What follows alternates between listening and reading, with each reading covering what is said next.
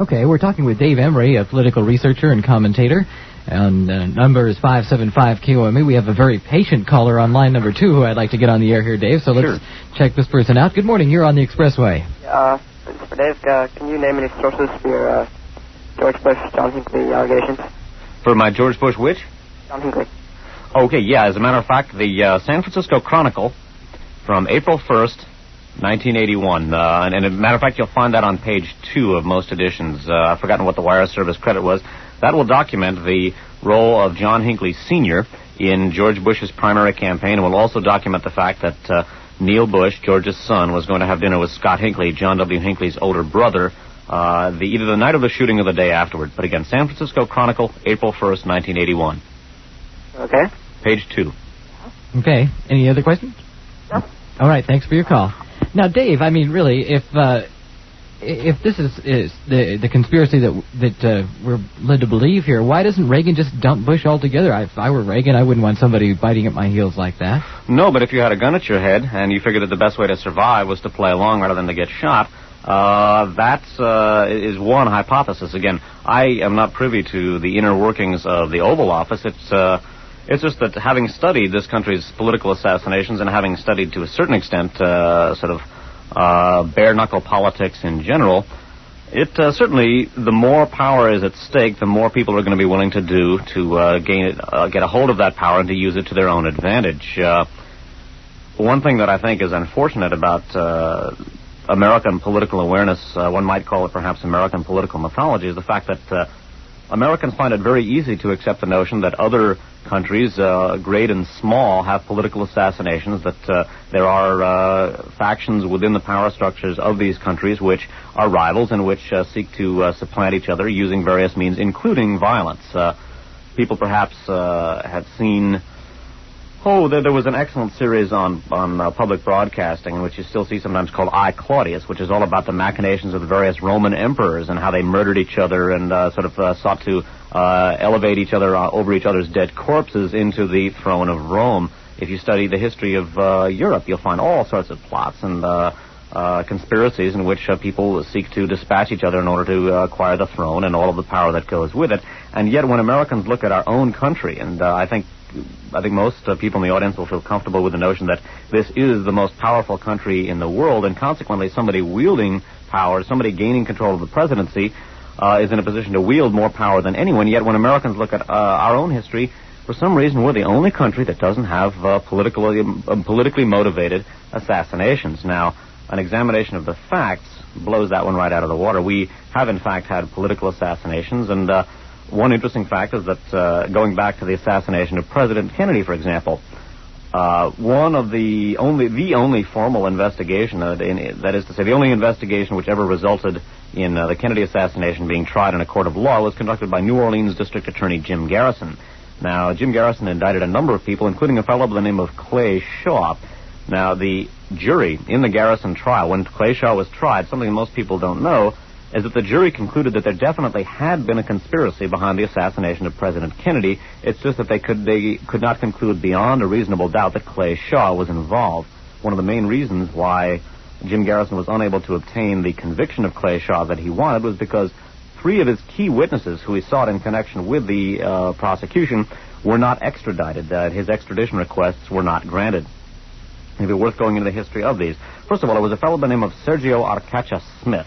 And he was in Texas, and John Connally, that's Governor John Connally, who was riding in Kennedy's motorcade and who was wounded in the fusillade, refused to extradite Sergio Arcacha Smith to New Orleans. John Connally also, by the way, was the Secretary of Navy who subsequently downgraded Lee Harvey Oswald's discharge from the Marine Corps to dishonorable. Recall that Oswald had allegedly defected to the Soviet Union with top-secret information about our radar nets, and yet he was never prosecuted. Not only that, but he received an honorable discharge from the Marine Corps.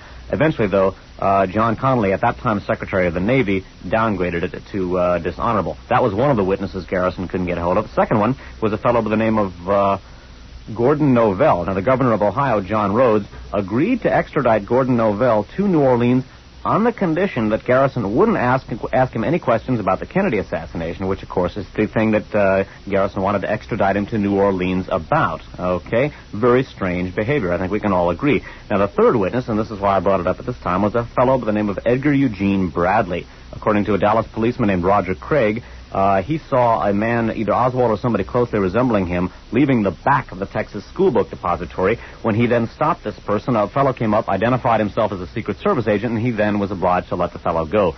From subsequent photographs, he identified this guy as Edgar Eugene Bradley.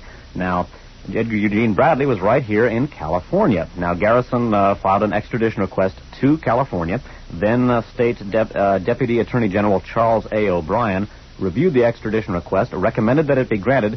Then Governor of California Ronald Reagan refused to grant that extradition request. He did not act upon it until after Richard Nixon was elected president, and then turned down the request without comment. And the fellow who handled the day-to-day machinations of the Edgar Eugene Bradley cover-up was Edwin Meese, then the legal counselor of Ronald Reagan. So perhaps Ronald Reagan knows something about the history of this country's political assassinations that would keep his mouth quiet. I realize that was kind of a lengthy answer, but this, in my opinion, it's worth giving some of the background to these things so people can begin to speculate for themselves. As I say, I'm not privy to Oval Office conversations. And indeed, there's a lot of different facts that one has to put together, and it does take some time for exposition.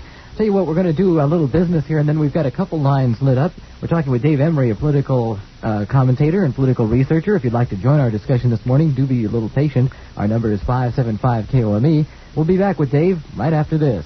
We're talking with Dave Emery. If you'd like to join our discussion, the number is 575-KOME. I'm your Expressway host, Larry Johnson. Dave, you know, one of the things that is central to a lot of this discussion, the Kennedy assassination, watching Mort Saul, for example, in the 60s and in the early 70s, document the problems with the Warren Commission report and really making a very persuasive case. And then, I guess it was, about 4 or 5 years ago, the Congress did pass a resolution saying that it wasn't a lone assassin. Well, what you're referring to is the House Select Committee on Assassinations, which was set up, and basically they simply covered up the assassination again for the most part in that they endorsed the so-called magic bullet thesis, basically the single bullet theory, which is the single most controversial aspect of the Kennedy assassination, basically provided for all 7 non-fatal wounds in President Kennedy and Governor Connally to have been made by the same bullet. Now, there were 3 shots that the Warren Commission would permit themselves to say that were fired in Dealey Plaza. One of those shots blew Kennedy's head completely off and killed him. One of those shots missed completely and wounded a bystander named James Tague. So that leaves 1 bullet and 1 bullet alone to count for all 7 non-fatal wounds in Governor Connally, who was sitting in front of President Kennedy, and in President Kennedy himself. And if more than 1 bullet can be proved to have caused these 7 non-fatal wounds, that completely destroys the Warren Commission's thesis, because that would mean that there would have to have been a second gunman, because Lee Harvey Oswald could not possibly have fired more than 3 shots. It's highly unlikely he could have fired even those 3 shots. He was a lousy shot. But the point is that among the real problems with the so-called with the single bullet theory are the fact that the bullet made several right-hand turns in midair without being acted upon by an external object. This is in direct contravention of the law of inertia, plus the fact that the sum total of the material found in these various wounds drastically exceeds the total amount of material missing from the bullet. For example, the piece of lead found in Governor Connally's wrist was something like 5 grains, whereas I think the total material missing from the bullet was something like 2.5 grains. Now, the whole is equal to the sum of its parts, and in no circumstances can the sum of the parts be greater than the whole. And this is a good example, and this is just one example of the ways in which what the Warren Commission said are not only wrong, but physically impossible, and really, as those of us who've been involved with investigating these assassinations basically maintain, you either believe the law of physics or you believe the Warren Commission. Okay, those are disturbing observations that you make. Let's see what our callers are thinking about these days. 575-KOME as we talk with Dave Emery. Let's go to line number 1. Good morning. You're on the air. Hello? Hello, you're on the air. Mr. Emery, my name is Gordon Novell. I was driving from Los Angeles to San Francisco when I heard you mention my name, and you state that you're a researcher, and you stated that District Attorney Garrison tried to extradite me from Ohio and that Governor Rhodes refused to extradite me. Well, where I think you failed to address the issue on the thing is, number 1, before he attempted to extradite me, I was his chief of security and intelligence for the Kennedy investigation. and I had a serious disagreement with him about what I believed to be a fraudulent case.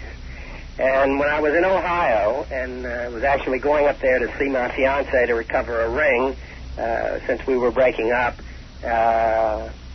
Garrison found out from Walter Sheridan at NBC that I had been working with Bobby Kennedy to expose the investigation of Garrison as a fraud. He then charged me with being a material witness in the assassination, so I went in 24 hours. I went from chief of security of the investigation to his most important material witness, and I say, quote, most important material witness, because that's the way he stated it in his press releases. Further, the reason the governor didn't extradite me from Ohio wasn't because of anything having to do with the assassination. Garrison couldn't extradite anybody on the basis of being a material witness or being a witness if they didn't want.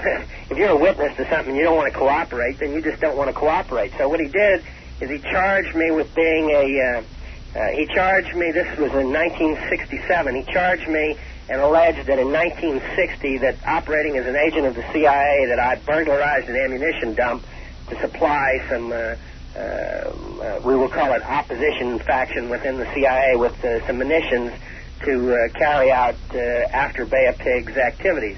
That also turned out to be more bull feathers, I guess. And as a result, the governor didn't extradite me. And Mr. Garrison later went on to represent me in a number of other matters. And he and I are somewhat friendly these days. At least I have been in the past with him. But I'm just trying to tell you that you can't make a statement like that without really researching it, and people didn't pay much attention to what anybody had to say at that time except Garrison. Well, let me interrupt you here at this point, caller, and give you a couple of sources from which my information comes from. Now, the information that I have about the Kennedy assassination, I'm 35 years old and was 14 at the time Kennedy was killed, so obviously the information that's at my disposal comes from research done with primary and secondary and once in a while primary sources. We do have a primary source on the air now, Dave. Well, right. Well, that was my next question. I'm a little bit nonplussed. The person does seem to have a good working familiarity. Perhaps this is indeed Gordon Novell. Yeah, I'm a little, as I say, I'm very. I'll give you my Social Security number if that'll help. Well, okay. Hang on just one second. Let me give the two of the numerous sources on which the account of the Garrison investigation and your situation in particular come from. First of all, a former FBI agent and researcher who's done a lot of writing on not only the John Kennedy assassination, but also the Robert Kennedy assassination. Well, that's a fellow in San Francisco. He's a former, he's now a private detective, Turner. Right, okay. You did indeed identify that name. Also a fellow by the name of Bernard Fensterwald, who... Another fraud. Well, basically, I personally think he's a CIA agent, but he... Absolutely. Well, okay, he wrote a book called... Coincidence or Conspiracy. He did 2 chapters about me in the book, both of them fraudulent. Okay, and the interesting thing is that Bernard Fensterwald was also James McCord's defense attorney. This is really interesting. I'm not doubting what you're saying about being Gordon Novell. I'm very surprised, to sort of be sitting up here on I was surprised at 3 o'clock in the morning to be driving down the highway and hearing my name mentioned on the air. I can imagine. I'm surprised. I'm surprised to be getting a call here. So you really did? Is that truly how you just happened to hear about it? You're just driving down the road and heard it? Just going through San Jose en route to en route to San Francisco. This is great. This is one of the magic moments of radio. Let me ask you a question, Mr. Novell. What do you think of all this conspiracy theory talk? Because it's something that has got to be one of the major dissonant factors in a lot of our consciousness. I'd also, after you answer his question, I have a couple I'd like to ask you. Again, this is let me emphasize that this is not said in a spirit of malice. I've simply been I understand that. Investigating these things, and as certainly, you know, I've sued a lot of people about this. Oh, I know, and that's one of the things. That's one of the things I wanted to ask you about too. After you answered Larry's question, I just wanted to say that. Certainly anybody who's done any serious investigation or reading research, let's say, of the Kennedy assassination realizes that the official version is fertilizer. I mean, it's complete nonsense. So that I just want to say, I want to reiterate that I'm not pointing an accusing finger at you, and none of what I'm saying is done in a situation of malice. Because if you are indeed, and the more you talk, I'm inclined to suspect you are indeed Gordon Novell, because you show a really good working familiarity with the intimate details of this thing. I have a lot of respect for the power you can wield, and I'm not out, I'm not gunning for you or something. You're right. I like to believe that I'm a one-man army, but that's not the issue here. What I think is the issue is that people just tend to take and say, well, okay, the guy was involved with the Garrison investigation, and he was charged with being a material witness. Now, what is being a material witness? The man put and I call him a man, He put a $50,000 bond on me, which at age 26 I could barely cover. I had to be all of 23 years old when the assassination occurred. He well knew at the time that I was sitting in Toots Shor's restaurant with a number of very prominent show business people cutting a contract on Bourbon Street at the World's Fair. I was an entrepreneur with a $5 million project at age 23 at the New York World's Fair. The furthest thing from my mind was the Kennedy assassination. There were maybe 16 people, and yet I've heard, as a result of Garrison, other kooks have come out of the woodwork and accused me of being the umbrella man and being at Dealey Plaza and firing an impossible shot from a gun concealed in an umbrella, which was a periscope, and all kinds of a signaling device. Mr. Novell? I've heard so much BS over the years. Could I interrupt you? It caused me so much heartache that every time I get a chance and somebody comes up with it, I have to respond because the whole thing is while there may have been a great conspiracy, it certainly wasn't Garrison's conspiracy. Okay, Mr. Novell, let me interrupt you here for a second and explain a little something to the listeners who probably did not understand the reference you just made. There is a fellow, one of the subjects of controversy that's come up in connection with the assassination of President Kennedy concerns the so-called umbrella man. Just as President Kennedy passed through the place in Dealey Plaza where the fatal shots occurred, a fellow, and this was a bright, sunshiny day in Dallas, lifted up an umbrella, opened an umbrella in the midst of this sunshiny day. It has, and then twirled it a couple of times, and it is the view of many people who have done research into the assassination, and I must say I'm inclined to agree, that this umbrella served as a type of signal for the fire teams in Dealey Plaza. Now, one researcher, I believe it was Bob Cutler, wasn't it, who accused you of being the umbrella man? Yeah, well, Mr. Cutler in 1979 or early 80, came down to New Orleans. He paid me $750 to take a lie detector test. I was the lie detector test, which he selected the examiner, etc. I passed without even trying. Very difficult. The point that I'm making is that there were a number of test questions, etc. I offered to take truth serum, which I don't know anybody can cheat on that. And I also offered to do a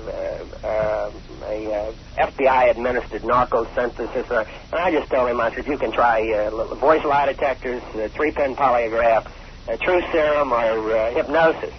And even though he did that, he still came back and over the years has tried to create himself a niche in the buffdom. It might be a good way to describe the people who look into the thing. By accusing me of literally assassinating the president. And he damn well knows that if I had to call on an alibi, my alibi would be about 17 people who, I again repeat, were sitting with me at Toots Shor's as I relieved Mike Todd Jr. of $600,000 for the French Opera House Theater at Bourbon Street for the 64-65 New York World's Fair, which is, it's abundantly proven that I was there. And yet these people who, for whatever reasons, they'll go about playing gadfly, and I'm not accusing you of being that. You seem to be well-researched. They will take photographic enhancements using computer enhancement techniques today, and they will try to superimpose my face or some other poor victim of this game of let's find a conspirator. I worked very closely with the House Assassination Committee and the people who did the fourth gunshot analysis that resulted in a probable conspiracy finding by the House Assassination Committee, Mark Weiss and Ernie Ashkenazi, are good friends of mine. I disagree with their findings, although I've worked with them and against them. I worked against them in Watergate for Chuck Colson.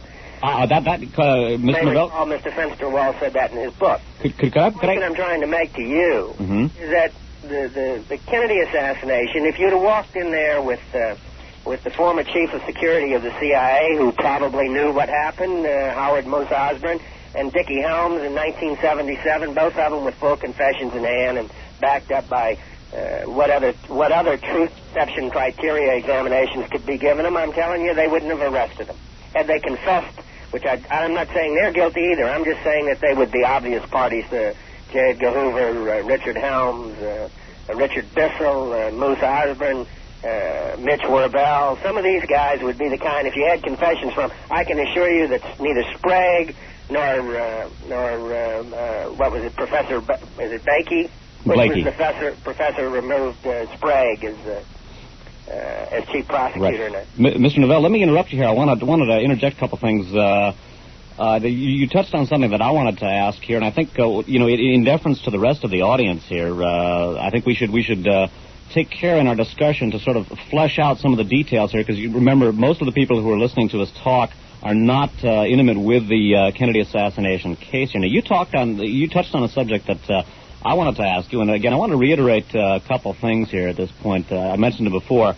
The information that I have concerning your alleged role in the Kennedy assassination comes from some of the sources I cited and some others as well. That I've, as I say, I was 14 at the time, and I've just been doing research from secondary and primary sources. I wanted to reiterate, because I am now at this point totally convinced that you are, in fact, Gordon Novell.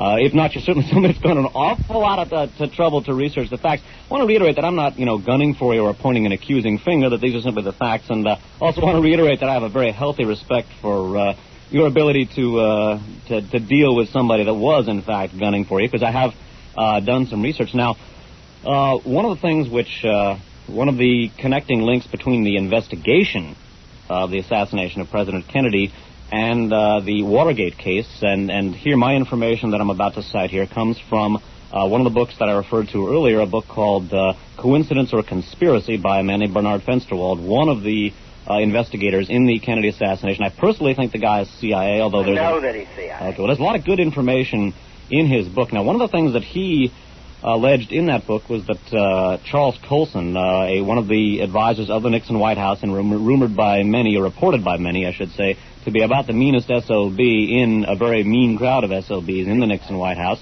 that he was recruiting you to, in essence, edit the very famous Watergate tapes using a degaussing gun, and that some speculation had arisen among people who have looked at some of the connections between Watergate and the JFK investigation, have suggested that possibly there may have been a connection between Colson's work, his alleged recruitment of you, and the very famous gaps that appeared in the Watergate tapes. Now, Colson has denied that you were in fact involved, but something which had come to my attention was I've forgotten the exact title, but it was a high technology publication. In fact, it might have been called something like High Technology Review or Technology Review, and it came out, I believe, in the early summer or late spring of 1983. And in that, it referred to a meeting of electronic counterintelligence specials. Eddie, myself, Alan Bell, and Mitch Werbeil. Yeah, right. And then in a letter in response to that, you talked about a number of things. You referred to some suits, and you referred to... I am proceeding against the U.S. Treasury to trial right now. I've been granted... the court has granted me the right to try the Bureau of Alcohol, Tobacco, and Frame-Ups for the sum of $651 million compensatory for faking tapes in the prosecution that they brought against me because of my creation of the 1984 World's Fair. Well, the thing that was interesting, there was a statement in that letter you wrote where you referred to your I think your exact words, correct me if I'm wrong now, were my ultra-high technology role in erasing the Watergate tapes. Now, yeah. Was that a misstatement? No, that was an exactly correct statement. What happened was Colson asked, he had done some back research.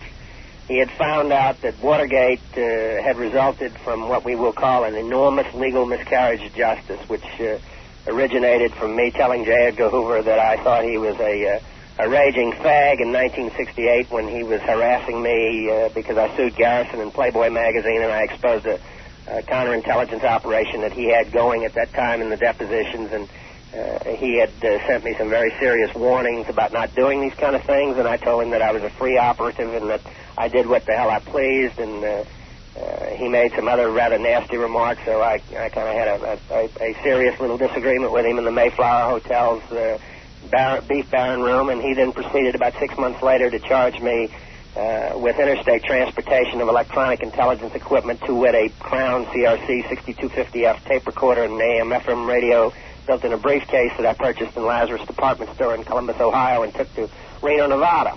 That in turn, right prior to that, the professor who headed up the House Assassination Committee after Sprague was removed had penned the laws that created Watergate, i.e., thou shalt not possess a device that is, quote, primarily useful for the surreptitious interception of wire or communication, unquote, which became Title III. And I was the first man convicted for possessing such a device. I carry them all the time now. You can buy them anywhere, but the law is still on the books, and the government, i.e. the Justice Department, doesn't enforce those laws because they're patently fraudulent and unconstitutional. But they did enforce them, on me, and then about a year and a half, 2 years later, they enforced them on Mr. Liddy and Mr. Hunt et al. Possessing Liddy paid Jim McCord $35,000 for a bogus transmitter, which was placed in the Watergate in the first entry, and then apparently malfunctioned, I believe, on cue, and forced him to go back because I believe that McCord set the whole thing up, and that Liddy and the rest of them were a bunch of dupes.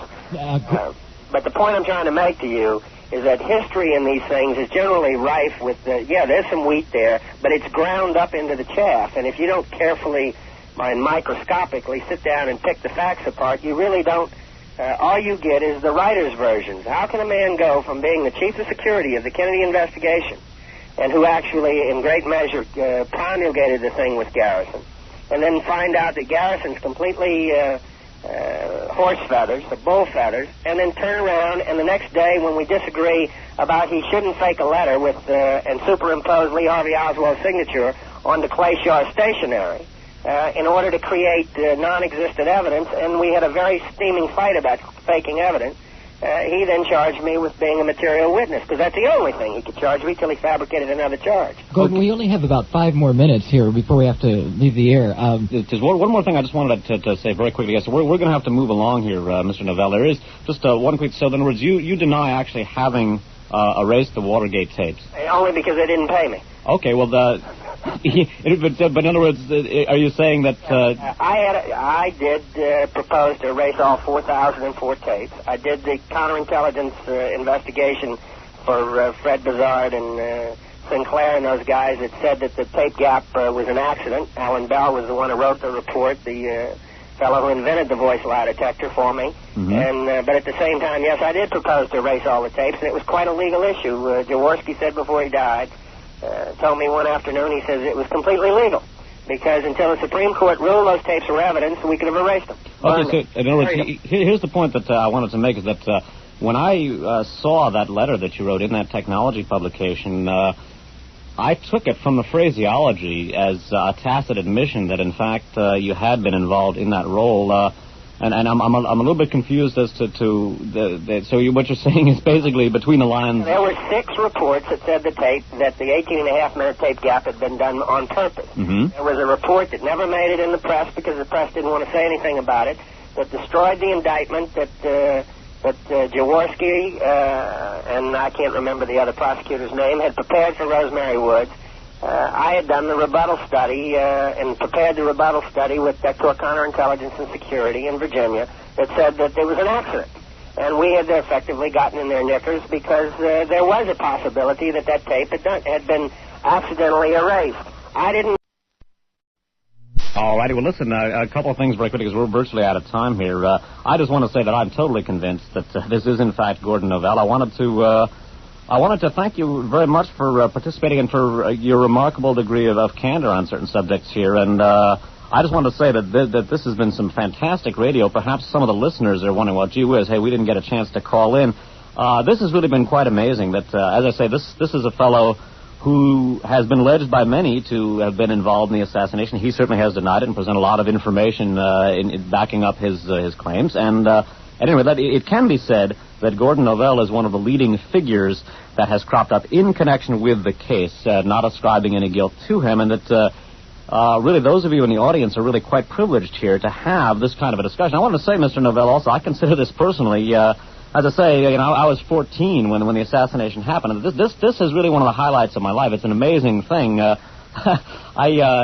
Certainly anybody that goes public talking about the kind of thing, and I'm on 3 non-commercial stations up here in the Bay Area, and I'm a, quote, conspiracy theorist, unquote.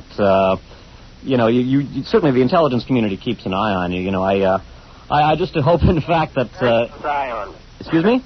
They keep a very close eye on me. Oh yeah, I was just hoping, in fact, that your participation in the broadcast was due just to the fact that you heard this on the radio and stuff. As I say, I'm not gunning for you. 80 miles an hour down the freeway and enjoying the ride when I heard you mention my name unfairly. What I thought was unfairly in the sense that it needed a response because it was not put in juxtaposition with the facts of what actually occurred. Okay, well, again, I've cited the sources for my information. I just want to understand the sources, but the sources are erroneous, too. Okay, well, again, I just want to reiterate that I'm not gunning for you, and as I say, I'm familiar with your situation and have a very healthy respect for your abilities. I just wanted to make that absolutely clear. Well, I have taken to trouble used to follow me around like a little black cloud, but these days it follows me around like a little green cloud. I took all my talents and applied them to a fellow by the name of DeLorean and managed to do the strategic planning and investigation for that case in the main, and I like the outcome of it. It showed what can be done when somebody really turns the rocks over, and when they don't find a scorpion, they dig under the dirt and find the scorpion. Okay, Mr. Novell, we're going to have to leave the air, but if you would you hold on for just a second, and we'd like to just thank you again for your most informative phone call. I just wanted to reiterate. I want to reiterate for the audience that perhaps some of you are chafing in the bit because you haven't had a chance to call up. But this has really been this is amazing radio. It's very seldom that you get any situation where you get someone whose name has actually been involved with the case and get a chance to just sort of air some of this stuff out. I'm nonplussed and quite thrilled, and this is really quite an experience. And I just hope all the people out in the audience. Hope the people have taped it, and I hope they put this one put this one in their mental hopper. This is quite an experience. And Mr. Novell, I wanted to thank you for your time and efforts. Okay, thanks for your call. All right. All right, would you hold on for just a moment, too? Thank you. All right, that does it for the Expressway today. An amazing sort of way, too. I'd like to thank you for listening. We'll be back next Sunday night, Monday morning from 12:30 to 3:30 right here on KOME. This is Larry Johnson on behalf of Dave Emery. Thank you for listening. All righty, well, listen, a couple of things very quickly because we're virtually out of time here. I just want to say that I'm totally convinced that this is, in fact, Gordon Novell. I wanted to thank you very much for participating and for your remarkable degree of candor on certain subjects here. And I just wanted to say that this has been some fantastic radio. Perhaps some of the listeners are wondering, well, gee whiz, hey, we didn't get a chance to call in. This has really been quite amazing. That, as I say, this is a fellow who has been alleged by many to have been involved in the assassination. He certainly has denied it and presented a lot of information in backing up his claims. And anyway, it can be said that Gordon Novell is one of the leading figures that has cropped up in connection with the case, not ascribing any guilt to him, and that really those of you in the audience are really quite privileged here to have this kind of a discussion. I wanted to say, Mr. Novell, also, I consider this personally. As I say, I was 14 when the assassination happened. This is really one of the highlights of my life. It's an amazing thing. Certainly anybody that goes public talking about the kind of thing, and I'm on 3 non-commercial stations up here in the Bay Area, and I'm a, quote, conspiracy theorist, unquote. You certainly the intelligence community keeps an eye on you. I just hope, in fact, that... eye on me. Excuse me? They keep a very close eye on me. Oh yeah, I was just hoping, in fact, that your participation in the broadcast was due just to the fact that you heard this on the radio and stuff. As I say, I'm not gunning for you. 80 miles an hour down the freeway and enjoying a ride when I heard you mention my name unfairly. What I thought was unfairly in the sense that it needed a response because it was not put in juxtaposition with the facts of what actually occurred. Okay, well, again, I've cited the sources for my information. I just want to understand the sources, but the sources are erroneous, too. Okay, well, again, I just want to reiterate that I'm not gunning for you, and as I say, I'm familiar with your situation and have a very healthy respect for your abilities. I just wanted to make that absolutely clear. Well, I have taken to trouble used to follow me around like a little black cloud, but these days it follows me around like a little green cloud.